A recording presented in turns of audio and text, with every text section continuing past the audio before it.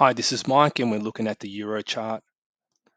So, after all the excitement from Friday night, changing the view to this being a wave one completed, it appears as though we have a mini head and shoulders at the highs. So, if you haven't seen also my recent analysis on the bigger picture, I'm expecting Euro to head towards $2.30 roughly, and this is the beginning of that trend. So before we get started on the trend, we need to see a wave two correction. And as we haven't really seen anything pull back as much, throughout the structure, except for obviously wave two, after 5 waves, we need to see a proper correction. And given that it's a pretty weak move up to begin with, I'd expect to see a pretty sharp uh, pullback to begin with in wave A. So just going up to those highs, we just revisit that now. So the head and shoulders pattern really sticks out first and foremost. And for me, I'm still maintaining the view that we have topped, and obviously I've explained in my previous video these labels up here, which explains the top wave there that occurred last week.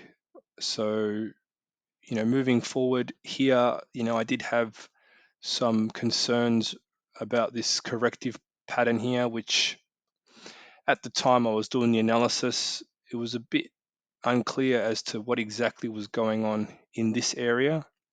We did see a move um, go lower and then come back to that spot. It pierced through it, which to me is, it means something. It's not just an accident. I think that, you know, um, that could be wave E. That could have been the final move in wave two, rather than that small little move. Um, it's definitely a much clearer looking 5 wave move, and price came down and confirmed the break of wave E if it's a wave E, and therefore that to me indicates that this probably won't exceed that level, which has to be this level now because of what happened before. So, it was interesting to see it reject that level, nonetheless. But at this point in time, that's what it appears to look like. I'll just mark out some of these corrections here. I won't do them in color, just in blue will do. Oh, goodness. Right, so I believe that's the A. This has to be the B simply because it was followed by a 5 wave move to C. And then I think D was down here and then E right there.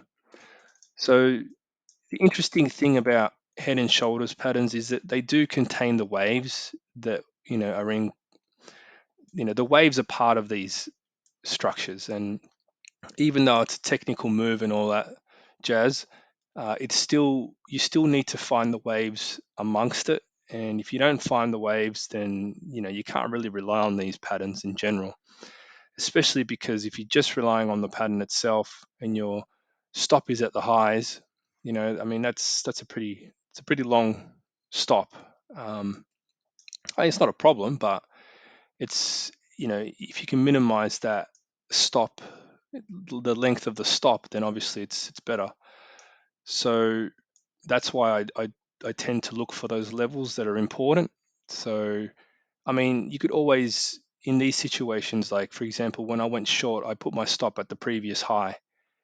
Even though I said it can't go past this level, it did, but luckily it didn't go any higher. So I mean, it just means that we're making, consistently lower lows, and that's obviously a technical thing as well. So in terms of this pattern here, like, looking at it from the perspective that we have a D wave here, the other thing that could have happened is this is a D wave within the D wave, and we had like an A, B, C, D, E, and then the C wave. So this whole thing could be basically the corrective portion might have been within this area here, right? So the zigzag would have been like this, and then the E. So yeah, that's why I think there's a good chance we could just start falling at the open and start moving sharply lower to begin the correction.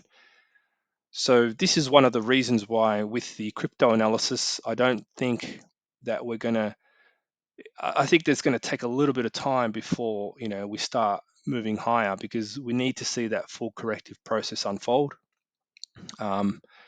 Usually the first move in a correction is the sharpest move.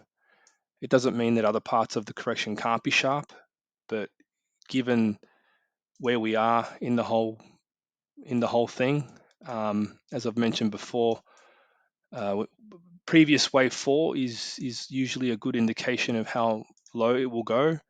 Typically, in this case, it's a 50% correction to wave 4. A bit of confluence there, same as the Aussie chart, and I think I mentioned this on Friday as well. So that there is, something to watch out for. We're expecting 3 waves down initially. What that looks like, it's anybody's guess. Could this correction eventually expand up, as in we get an initial sharp move down followed by expanding correction moving higher? It's possible, but I wouldn't bet on it, considering that we are looking for moves down in stock indexes, and also cryptos, I guess, and they're also in their respective corrections at the same time.